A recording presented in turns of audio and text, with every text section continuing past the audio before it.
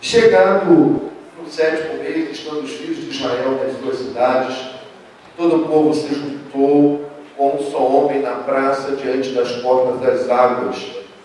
E disseram a Esdras, o escriba, que trouxesse o livro da lei de Moisés que o Senhor tinha ordenado a Israel. Presta atenção nessa leitura, porque é muito preciosa. E Esdras, o sacerdote, tornou-se a lei perante a congregação, assim de homens como de mulheres, de todos os sábios, para ouvirem no primeiro dia do 7º mês. E leu nela diante da praça, que está diante da porta das águas, desde a alva até o meio-dia. Perante homens e mulheres e sábios, e os ouvidos de todo o povo estavam atentos ao livro da lei. E Esdras, o escriba, estava sobre o púlpito de madeira que fizeram para aquele fim. Estavam em pé junto a ele, a sua mão direita, Matitias e Sema, e Anaías, e Urias, e Ilquias, e Maacéias, e a sua mão esquerda, Pedaías, Misael, Malquias, e Azul, e Asbadana, e Zacarias, e Mesulam. E Esdras abriu o livro perante os olhos de todo o povo, porque estava acima de todo o povo. E abrindo ele, todo o povo se pôs em pé. E Esdras louvou o Senhor.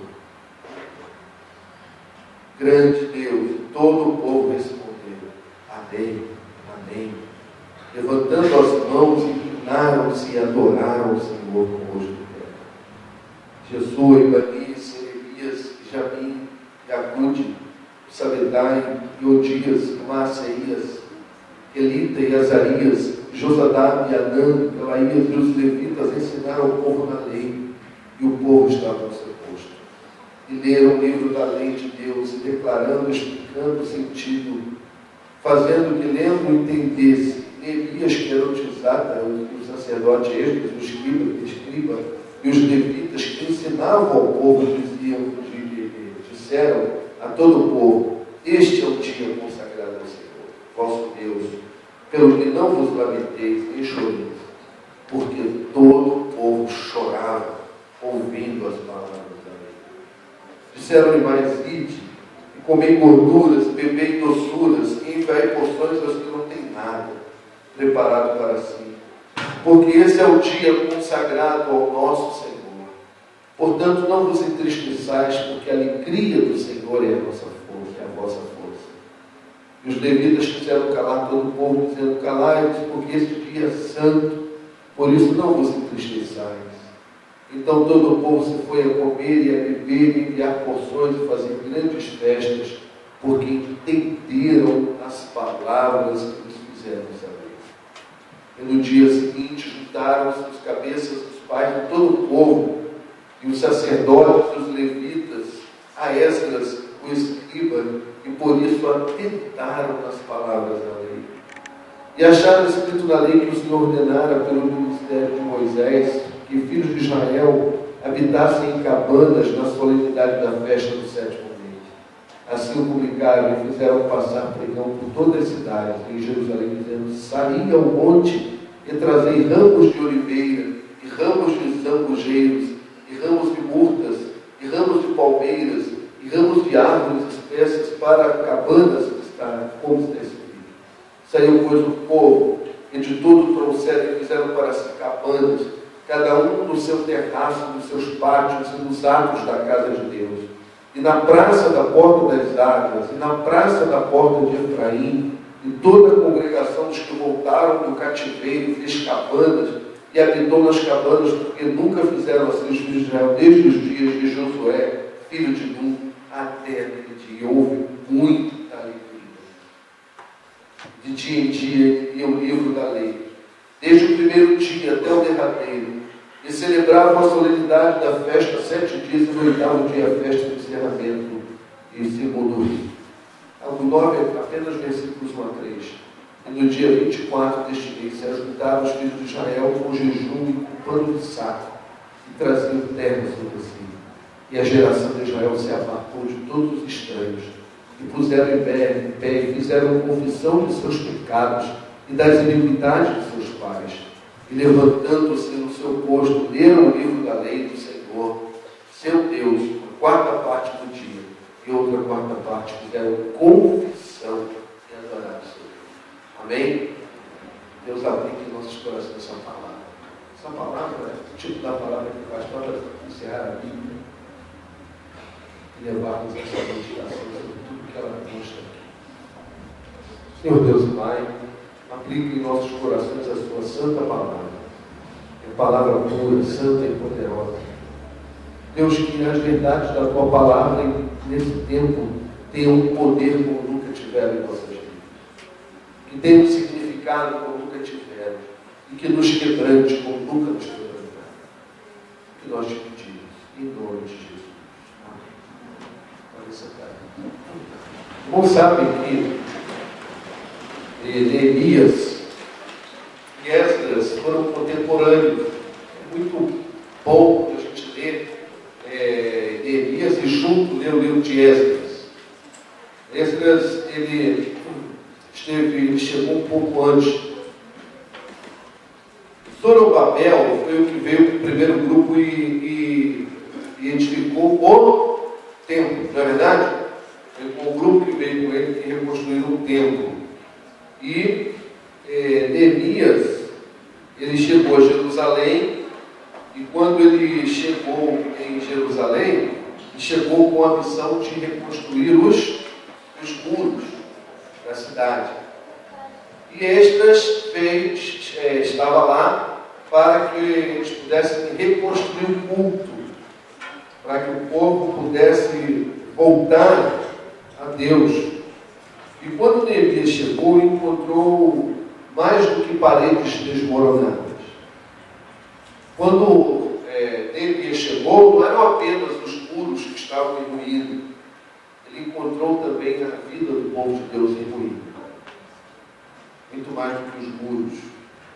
E ele então reconstrói o muro, ele faz a reconstrução, mas agora, no seu ministério, ele vai reunir o povo de Deus para fazer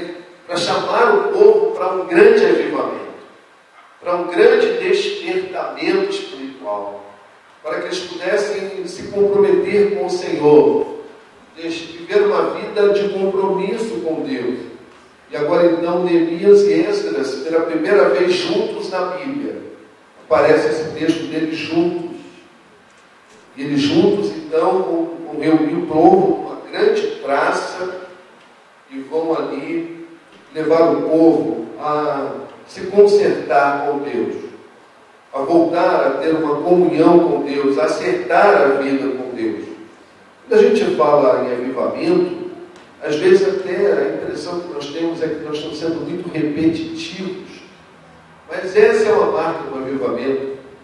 Uma das marcas do avivamento é que verdades simples, coisas simples, que nós sempre ouvimos, elas passam a ganhar um novo sentido. Elas passam a ganhar um novo poder. Elas passam a ganhar um novo significado. Por exemplo, você hoje vai participar da ceia, você já é um crente em Jesus Cristo. Estamos diante do memorial que daqui a pouco vamos celebrar. Quantas vezes nós entramos nesse templo ao longo da nossa vida de crente, saímos desse templo, tomamos o pão, bebemos o cálice, isso não fez quase que diferença nenhuma. Mas quando nós vivemos um tempo de avivamento, um ato como esse ganha uma nova significado. As verdades contidas nele nos impactam mais. E nós nos quebrantamos diante dessas verdades. Então, o tempo do avivamento é um tempo assim. E o que vai fazer agora o Esdras e o Neemias é coisa simples. Eles vão chamar o povo, vão reunir o povo naquela praça, e ele vai chamar o povo para um resgate à palavra de Deus. Esdras, o sacerdote, trouxe a lei diante da congregação, e ali reuniram homens e mulheres, reuniram todo o povo diante da porta das águas. E ali então, perante daqueles homens, eles começaram a ler a palavra da lei. Eles estavam ali resgatando na vida daquele povo uma palavra. Mas o que eles iam dizer para aquele povo? Eles iam chegar ali e fazer um discurso de quê? De filosofia? Iam fazer um discurso teológico? Iam fazer ali um discurso emocional? Iam fazer um... Não tem jeito. O único jeito, meus irmãos, para nós termos uma vida de acordo com a vontade de Deus, o primeiro passo para nós termos uma vida de acordo com o que Deus quer para a gente é voltar para a palavra, não tem outro jeito. É muito bom ter aqui na igreja algumas coisas, como teatro, coreografia, um conjunto bonito cantando, essas coisas, tudo é muito bonito, mas isso não vai ter valor nenhum se antes de tudo a gente não estiver aqui centrado na palavra de Deus, centrado na Bíblia. Isso é muito repetitivo, mas é isso mesmo. E aí então eles vão chamar o povo ali, eles reuniram aquele povo para o Neemias assumir a palavra como governador e chegar ali e fazer uma série de promessas para aquele povo, fazer uma série de palavras com efeito, discurso de frases de efeito, falar de prosperidade, falar essas coisas. Reuniram para quê? Senhora, gente, o sacerdote vai ler a palavra. Nós vamos resgatar o poder da palavra de Deus. E ali então, diz o texto que todos estavam atentos. E ali não é brincadeira, não. Eles fizeram um púlpito para Esdras, e quando ele começou, ali a primeira coisa que ele abriu o livro perante os olhos de todo o povo, porque estava acima deles no púlpito, como eu estou hoje aqui com vocês, e o povo se levantou, e ele começou então a louvar a Deus. E a primeira coisa que ele disse, ele louvou a Deus: o Senhor é grande, grandeza de Deus.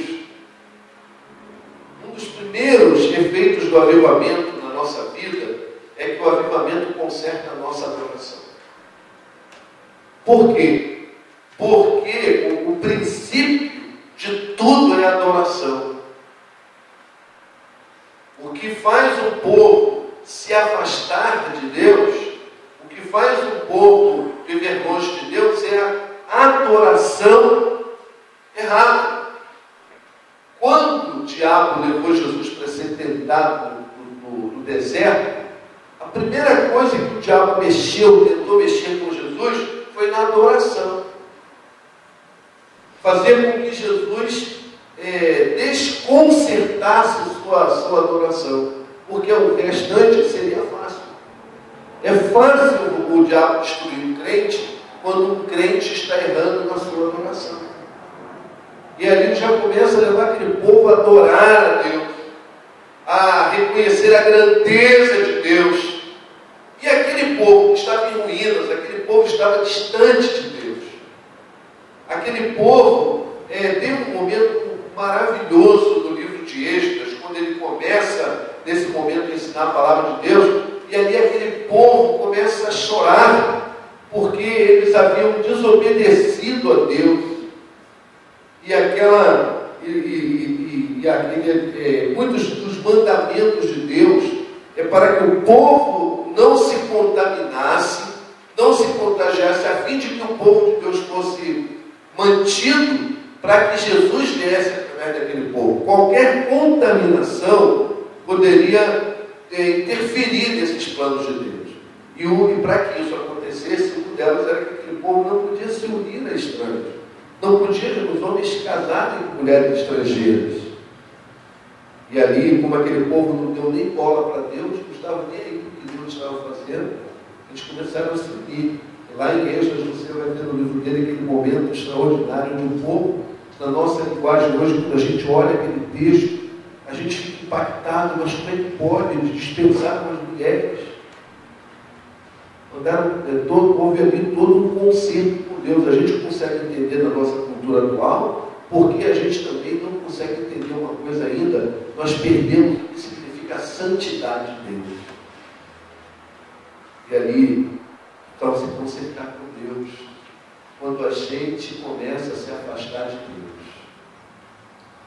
Quanto mais você se afasta de Deus, você não perde a sua salvação. Se você for um crente, não vai perder a salvação. Mas o preço do conserto com Deus pode ser muito caro. O preço do acerto pode ser muito caro. Quando a gente vai vivendo a vida do jeito que a gente quer, não está aí para Deus, para as coisas de Deus. E aquele povo ali começa então louvando a Deus, e a palavra de Deus começa a ser trazida no meio dele. Então, e agora aqui, quando eles se reúnem na porta, nessa porta que o texto menciona, eles então vão fazer diante da porta das águas, era uma experiência, outra lição desse texto, que era uma experiência completamente nova. Por quê? Como é que era a experiência religiosa do povo de Israel? Era do templo, com os holocaustos e sacrifícios. Agora eles estão trazidos para fora do templo. E ali fora do templo, do lado de fora, diante dessa porta, eles vão ouvir a palavra de Deus. Uma outra experiência é que não era só o sacerdote que estava ministrando. Estes ensinavam, e os levitas e outras pessoas, inclusive Neemias, que não era sacerdote nem levita, iam ali ensinando a palavra de Deus. Sabe por quê? Porque em tempos de avivamento, nós podemos ter experiências espirituais, experiências religiosas completamente novas. E esse povo não rejeitou essa oportunidade. Por que muitas vezes nós deixamos de experimentar um tempo de avivamento? Porque nós nos fechamos para experiências novas, para experiências espirituais novas, para experiências religiosas novas. nos fechamos para aquilo que Deus podia fazer, e aquele povo podia se voltar numa atitude, podia dizer, não, Neemias, é no lugar da gente fazer isso é lá dentro. Mas ali é uma experiência nova. Deus estava fazendo algo novo, uma nova experiência religiosa de Israel. E ali então, ao invés do povo ter uma atitude passiva, de quem ficava assistindo os sacerdotes fazendo os sacrifícios, os holocaustos, agora eles têm uma participação ativa. Agora diz o texto pelo menos 2 ou 3 vezes que ele está atentamente ouvindo e recebendo a palavra de Deus. Diferente. Era algo bem diferente do que vinha acontecendo até então. Alguns autores dizem que agora aqui é o fim do monopólio dos sacerdotes. O avivamento faz coisas extraordinárias. E aqui está marcando o fim. Alguns dizem que aqui foi o primeiro cânon bíblico que foi formado aqui, nesse avivamento com o Êxodo de Neemias. Olha, o avivamento produz coisas extraordinárias. Então, mas o que vai marcar esse avivamento, forte desse avivamento, é a centralidade da palavra do culto, mas não só no culto, a centralidade da palavra na vida. Quantas horas eles passaram ouvindo a palavra? Desde o alvorecer até o meio-dia, ouvindo a palavra. Época de avivamento é uma sede pela palavra. Eu não sei se acontece com você, mas já pensou? Não sei se são todos, mas quando o pastor está lendo Neemias no capítulo 8, todo, será que o pastor vai ler esse texto todo? E agora ele começou a entrar no capítulo 9. Será que ele vai ler o 9 todo? Por que a gente pensa assim? Ao invés de a gente pensar em 9, em 10, em 11, em 12, eu estou sedento dessa palavra.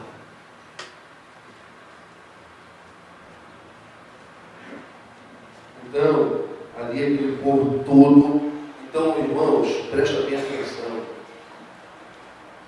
Não basta a palavra de Deus, a centralidade dela apenas no culto, tem que ser na nossa vida. Porque se não for na nossa vida, não será no culto. A centralidade da palavra de Deus. E aí eu quero bater mais uma vez numa coisa que eu tenho batido aqui nesse mês de avivamento. A sensibilidade do povo para com a palavra. Perceberam? Eles ouviram a palavra e aí, diz o versículo 3, estavam atentos e estavam ligados no que Dias estava falando. E no versículo 9, todo o povo chorava ouvindo as palavras de Deus. Foi um choro. Sabe por quê? Porque eles estavam sendo confrontados com a palavra de Deus. E quando a gente é confrontado com a palavra de Deus, a palavra de Deus ela tem esse poder, essa autoridade. E aí eles todos choravam por causa dos seus pecados, por causa da vida que estavam vivendo, por causa do estilo de vida, pela contaminação com o mundo, pela contaminação com as mulheres estrangeiras, por estarem desobedecendo a palavra de Deus. Eles então ali choram. Meus irmãos, um outro aspecto que nós vemos aqui nesse tempo de avivamento de Neemias foi a sensibilidade para com a palavra de Deus. Olha para mim, por favor. Se quando você está ouvindo ou lendo a palavra de Deus, nada está acontecendo, comece a clamar a Deus por um avivamento do Senhor. Comece a pedir a Deus: Senhor Deus, eu estou lendo a Bíblia, não está acontecendo nada. Senhor Deus, eu estou te ouvindo. Senhor Deus, mas eu quero te ouvir. Esse povo parou para ouvir a palavra de Deus com sede dessa palavra. E agora essa palavra faz uma grande obra na vida deles. Uma outra lição que a gente aprende nesse culto, nesse texto, é que o avivamento de Deus, o avivamento, ele traz choro, sim. Você eles se arrependem, choram porque estão sem sensibilidade, sim. Mas quando nós nos alegramos, nos choramos, quando nós confessamos o nosso pecado, quando nós deixamos essa palavra ter sentido na nossa vida, presta atenção no que eu vou te dizer. O arrependimento, a fé e a obediência podem começar com lágrimas, mas sempre terminarão com festa. Diz o texto bíblico que ali naquele momento, os levitas dizem: gente, vamos nos alegrar, porque esse é um dia consagrado ao Senhor. Esse choro de arrependimento, de agora ser obediência a isso, é algo maravilhoso, é uma ação de Deus no nosso meio. E o texto mais na frente vai dizer que aquele dia se tornou, olha aqui, o versículo 17, de toda a congregação dos que voltaram do cativeiro, depois que eles se acertaram com Deus, aquele arrependimento gerou mudanças. Eles já não faziam a festa dos tabernáculos há muito tempo, desde Josué. Eles não estavam atentos, não se atentavam para a palavra de Deus. A lei mandava fazer a festa, mas eles não estavam obedecendo em nada. E agora eles se reúnem com aquela alegria, quando fizeram a festa dos tabernáculos, a principal festa depois da Páscoa. Eles ali então celebraram o momento em que no deserto andavam pelas cabanas, foram sustentados, foram erguidos pelo Senhor. E diz aqui no versículo: naquele dia houve grande alegria. Meus irmãos, vou repetir: o arrependimento, a fé e a obediência podem começar com lágrimas, mas sempre terminarão em riso e festa. Porque o inverso não é verdade. A insensibilidade, a falta de obediência, a falta de arrependimento, a falta de fé, não gerarão choro diante de Deus, mas também não gerarão alegria e festa vindas do trono de Deus. E os levitas vão dizer: alegrai-vos no Senhor, porque a alegria do Senhor é a nossa força. A alegria do Senhor é a nossa força. Foi um tempo de regozijo na palavra de Deus. Então, a palavra de Deus, ela revelou para aquele povo pleno conhecimento do pecado. E ela revelou a própria insuficiência dele para curar a doença mortal do pecado. Por que eles choraram? Por isso.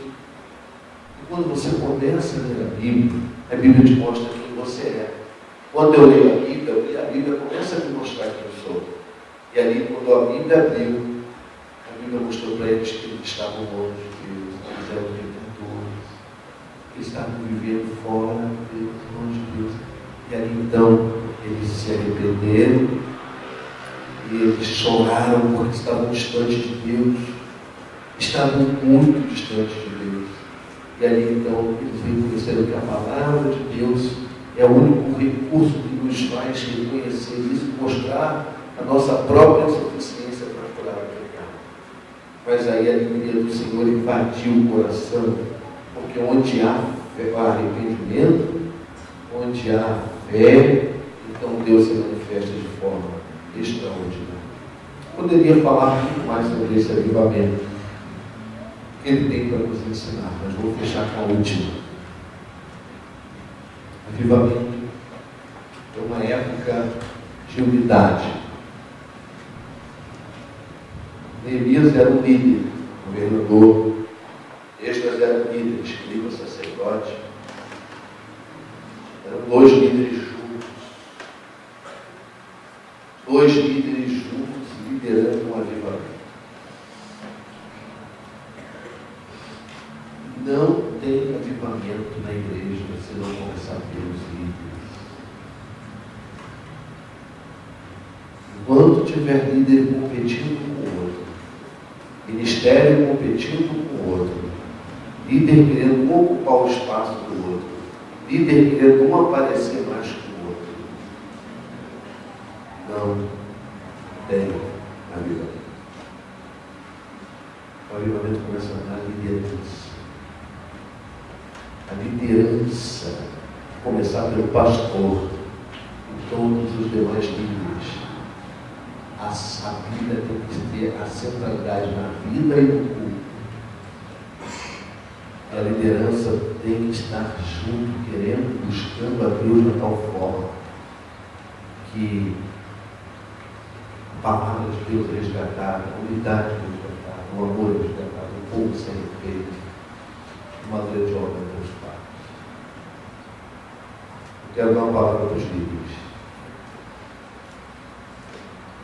Você tem a confissão de liderança aqui na igreja, seja no ministério, seja numa célula, seja onde for, você tem uma responsabilidade muito grande. Aqui, quem comandou o avivamento foram os líderes. Você, como líder, precisa fazer nessa campanha uma avaliação pessoal. Você, como líder nessa campanha, tem que pensar o quanto você, como líder, está contribuindo para que haja um avivamento. Você, como líder, tem que avaliar como é que você está. Está longe de Deus, perto de Deus. Que motivações estão fazendo você servir a Deus na igreja e pela igreja? Se você tem sido um instrumento de unidade, se você tem sido um instrumento de Deus, mesmo para que o povo de Deus tenha a vida centralizada na palavra. Você tem que ser um instrumento de Deus para trazer o povo de volta para a presença de Deus. Dois líderes que se juntaram, dois líderes que trabalharam unidos, dois líderes que chamaram outros líderes, dois líderes agregadores, agregaram. É uma responsabilidade muito grande ser líder na igreja.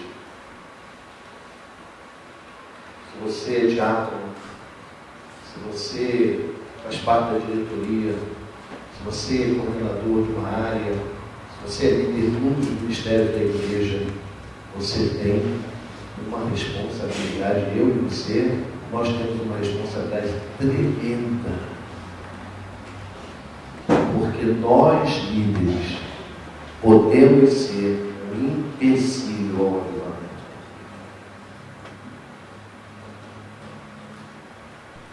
Então, quero pedir a você, nesse momento, você faça um momento na sua vida de consagração ainda maior a Deus. Que você, onde está agora no seu lugar, você converse com Deus.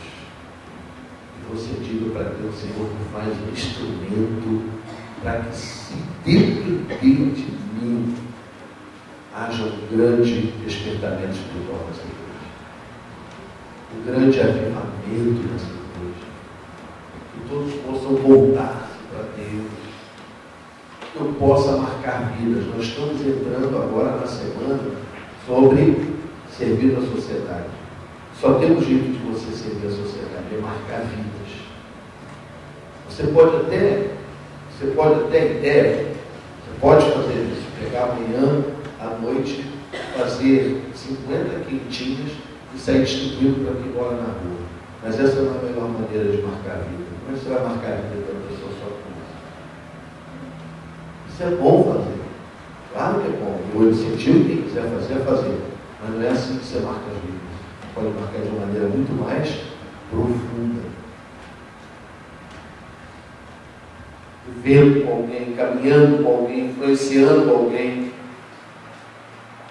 vivendo os valores de Deus para alguém, passando isso para alguém, e peça a Deus, líderes que você possa marcar vidas. Se cada um que está aqui, onde vive na sociedade, marcar vidas, essa igreja nem precisaria ter projetos sociais para marcar vidas. Cada um de nós marcar a vida. Como é que nós vamos ver hoje sobre uma pessoa que marcou a sociedade onde ele viveu, construindo um orfanato a partir dele, ele foi lá, viu a necessidade da sociedade. Se você lá onde está vivendo no seu lugar, você vê uma necessidade, você ajuda a suprir aquela necessidade, você vai marcar uma vida, vai marcar um tempo, vai marcar talvez até uma geração. Então, é uma responsabilidade muito grande dos líderes. E algumas pessoas dizem que uma igreja é aquilo que os líderes dela são. Então, líderes, sobrou para vocês hoje. Vocês, nós, líderes dessa igreja, temos uma responsabilidade sobre o futuro dessa igreja. E nós podemos ser aqueles que vão ajudar essa igreja a construir um grande futuro na presença de Deus. Ou aqueles que vamos obstruir o fluir do avivamento sobre nós. Deus nos abençoe. Tenha misericórdia de nós, que nós possamos agir.